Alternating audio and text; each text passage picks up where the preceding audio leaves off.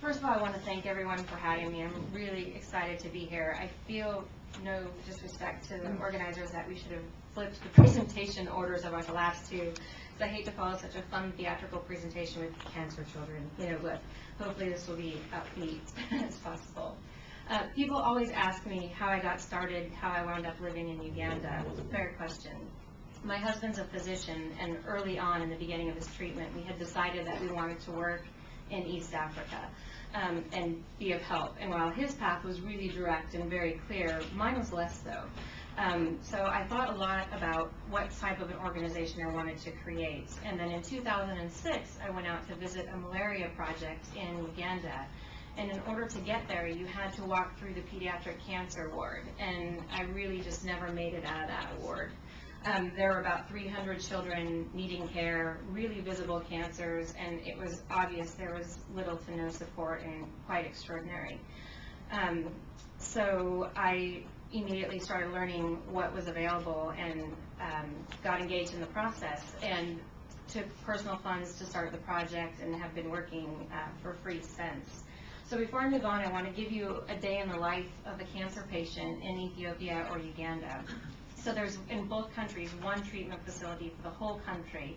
Patients come from all over for care, and in Uganda, as far away as Congo and Rwanda. Only when they get there do they start to begin to understand the enormity of the challenges that they face, that they're looking at spending between $1,000 and $5,000 for care, and these are people who typically say things like, I had 5 goats, I sold 4 to get here, I can't do this. They've left their income generation, their jobs in the village. They've often left other children in the village. And getting to the hospital, it really becomes a situation of, do I stay here and let my child, or try to find treatment for my child, and the whole family is not eating and no one's in school? Or do I take my child home and let the cancer run its course, or abandon it in the hospital? And that's often what we see. Why cancer in Africa? So these numbers are pretty extraordinary when I first heard them. 80% of Africans have no access to cancer care. 70% of the global cancer burden will be in the developing world by 2030. 60% of cancer deaths occur in the developing world. 60% of all new cases occur in the developing world.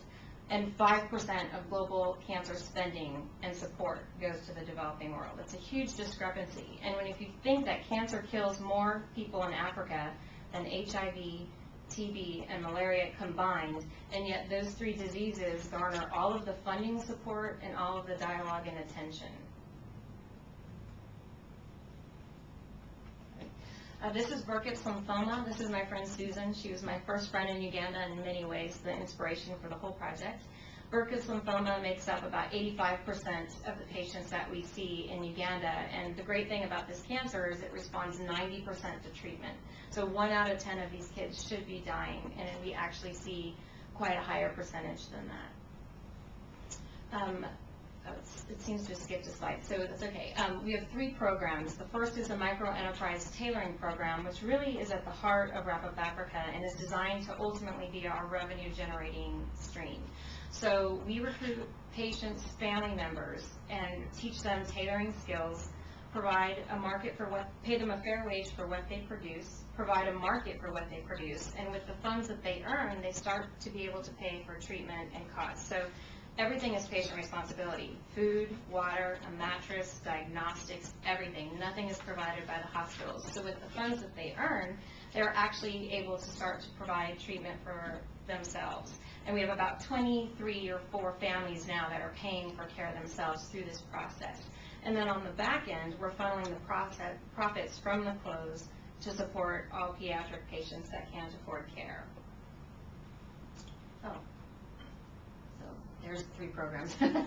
So the first year that I was there, I spent the first year really figuring out what all the components were that were going to make up a successful program for the patients. And we realized care wasn't enough. You have to find a way to earn money as well as care. So these are our clinical programs, our access and our outreach, and they really, to me, are so intertwined. Our access program is broken out into 2 components, and the first and most important to me is getting kids in care, getting them access to treatment that they currently can't afford. The second portion of this is working at a policy level to increase access to chemotherapy drugs and chemotherapy treatment within the country. So working with the Ministry of Health to identify and remove barriers to care. Our outreach program works in conjunction, as you saw with Susan. We get kids far too late. We need to educate what is cancer, how does it cause illness, where and when to seek treatment, what is it not. It's not contagious, it's not demonic. We are addressing stigma and trying to identify cases earlier and get kids in care. So all of our funds will be applied towards getting children into care. I have a quick clip that I just wanted to show you from one of our moms.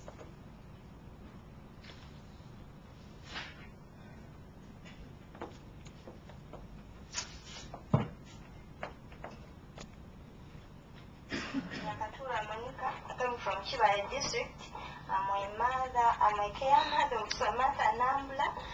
I'm happy this project have helped me. My daughter, she's now okay.